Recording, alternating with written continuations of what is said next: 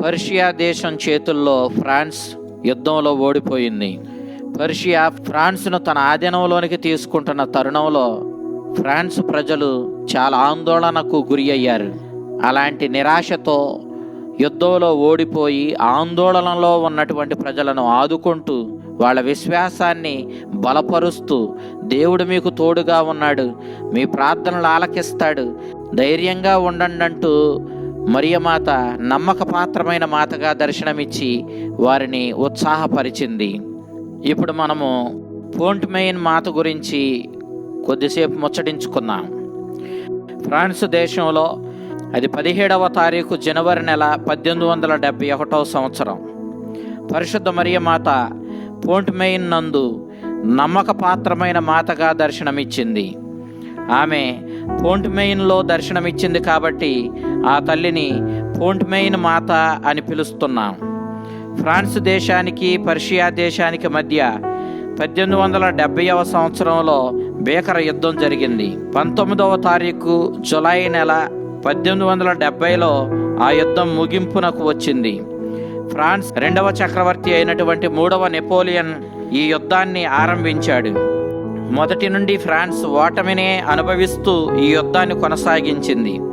చివరకు పర్షియా ఫ్రాన్స్ను చుట్టుముట్టి ఎక్కువ భాగాన్ని ఆధీనంలోనికి తీసుకున్న రోజులవి.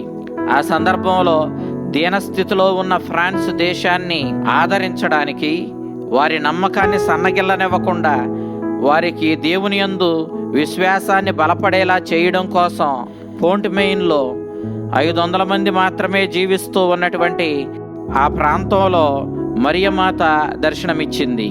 వారి నిరాశకు, ఓటమికి వారిలో ఆశను రేకెత్తించి దేవునిపై నమ్మకాన్ని సన్నగిల్లనివ్వకుండా ఆ తల్లి నమ్మకపాత్రమైన మాతగా వారికి దర్శనమిచ్చింది. లేవల్ పట్టణానికి పర్షియా సైన్యం రానున్న సమయానికి ముందు ఆ మాత దర్శనమిచ్చింది. బర్బెదట్ కుటుంబానికి చెందినటువంటి కైసరు విక్టోరియా దంపతులకు యూజీన్, జోసఫ్ అను 2 కుమారులు ఉన్నారు. జోసఫ్ 10 సంవత్సరాలు, యూజీన్ 12 సంవత్సరాల ప్రాయం గలవారు. వారికే ఇంకొక పెద్ద కుమారుడు ఉన్నాడు. అతడు అప్పుడు సైన్యంలో ఉన్నాడు. జనవరి 17వ తారీఖున ఈ 2 కుమారులు తండ్రికి తన పనిలో సహాయపడుతూ ఉండగా పెద్ద కుమారుడు యూజీన్ తలుపులు మూసి ఉంచడానికి ద్వారం దగ్గరకు వెళ్ళాడు. ఆ ఇంటి తలుపులు మూస్తూ అతడు ఆకాశం వైపు తలెత్తి చూశాడు. ఆశ్చర్యపడే రీతిలో ఒక్కసారిగా ఒక గొప్ప అందమైన స్త్రీని చూచాడు. ఆమె చిరునవ్వుతో అతన్ని చూడడాన్ని గమనించాడు. ఆమె బులుగు రంగు వస్త్రాలను ధరించి ఉంది. ఆ వస్త్రాలపై బంగారు వర్ణంలో తారలు అలంకరింపబడి ఉన్నాయి. బంగారు కిరీటాన్ని ధరించి ఉంది ఆ మాత. ఆ కిరీటం క్రింద నల్లని వర్ణంలో ఒక వస్త్రాన్ని ధరించి ఉంది. అతని తండ్రి, సోదరుడు, ఇరుగు పొరుగు వారందరూ బయటకు పరుగులు తీసి వచ్చారు. జోసెఫ్ వెంటనే అక్కడున్న వారితో ఆ మాతను చూడండి అంటూ పెద్దగా కేకలు వేశాడు. కానీ అక్కడున్న పెద్దలు ఎవరూ ఆ మాతను చూడలేకపోయారు.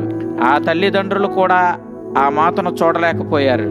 వారు సిస్టర్ విటాలిని అనే స్కూల్ టీచర్ని పిలిచి ఆకాశం వైపు చూడమన్నారు. ఆమె కూడా ఏమీ చూడలేకపోయింది.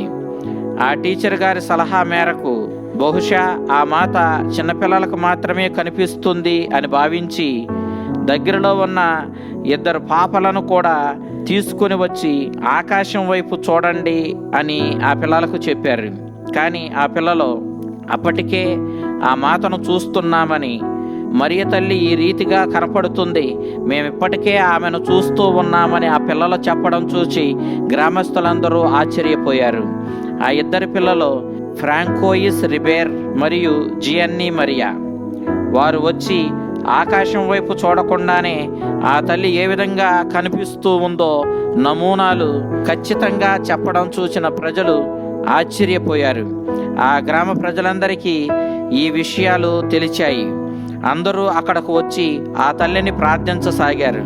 వారు జపమాలలు జపిస్తుండగా 3 తారలు త్రికోణం ఆకారంలో రూపుదిద్దుకోవడం ఆకాశంలో ఆ పిల్లలు చూచారు. పిల్లలు చూస్తూ ఉండగానే ఆ మాత వస్త్రంపై ఉన్న తారలు అన్నీ పెద్దగా పెరిగిపోయాయి. ఆమె వస్త్రమంతా బులుగు రంగు మాయమై బంగారు వర్ణంలోనికి వచ్చేంత వరకు ఆ తారలు పెరిగిపోయాయి. పిల్లలు చూస్తూ ఉండగానే ఆ తల్లి పాదాల వద్ద ఒక బ్యానర్ విప్పబడింది. దానిపై, నా బిడ్డలారా ప్రార్థించండి, దేవుడు మీ ప్రార్థనలను సకాలంలో ఆలకిస్తాడు, మిమ్ములను నా కుమారుడు ఆలకిస్తాడు అని వ్రాయబడి ఉంది. అది చూచిన పిల్లలు, వారితో పెద్దలు అందరూ ఏకకంఠంతో నమ్మదగిన తల్లి అంటూ పాట పాడడం ప్రారంభించారు. ఆ తల్లి చిరునవ్వుతో ఆ ప్రజలతో కలిసి పాట పాడింది. పిల్లలు ఆ మాత సంగీతానికి అనుకూలంగా చేతులు ఊపుతూ పాట పాడుతూ కనిపించడం చూచి చాలా ఆనందించారు.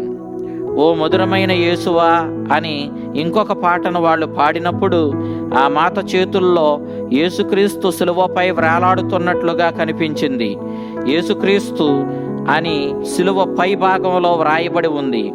ప్రజలు మంగళవార్త పాటను పాడుతున్నప్పుడు సిలువపై యేసుక్రీస్తు అదృశ్యుడయ్యాడు.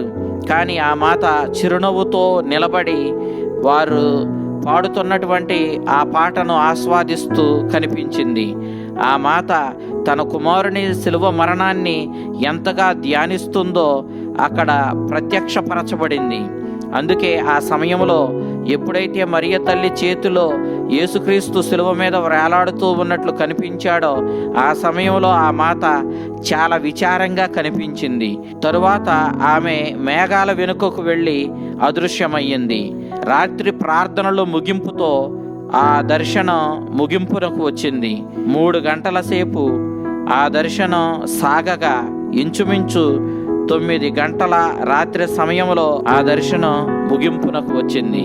ఈ రీతిగా పోంట్మెయిన్ అనే ప్రాంతంలో యుద్ధంలో ఓడిపోయి నిరాశకు గురి అయ్యి విచారంలో ఉన్న ప్రజలకు దేవుని మీద నమ్మకాన్ని ఉంచండి, మీరు అవిశ్వాసానికి గురి కావద్దు, సమస్తము దేవునికి సాధ్యమే, సకాలంలో దేవుడు మిమ్మల్ని ఆదుకుంటాడు, మీరు నమ్మకాన్ని నిలబెట్టుకోండి అంటూ నమ్మక పాత్రమైనటువంటి మాతగా పోంట్మెయిన్లో మరియ తల్లి దర్శనమిచ్చి ప్రజల విశ్వాసాన్ని బలపరిచింది. ఆ నమ్మక పాత్రమైనటువంటి మాత మన నమ్మకాన్ని, మన విశ్వాసాన్ని కూడా బలపరిచి మనల్ని, మన కుటుంబాలను దేవుని దగ్గరకు నడిపించి కాచి కాపాడునుగాక. ఆమెన్.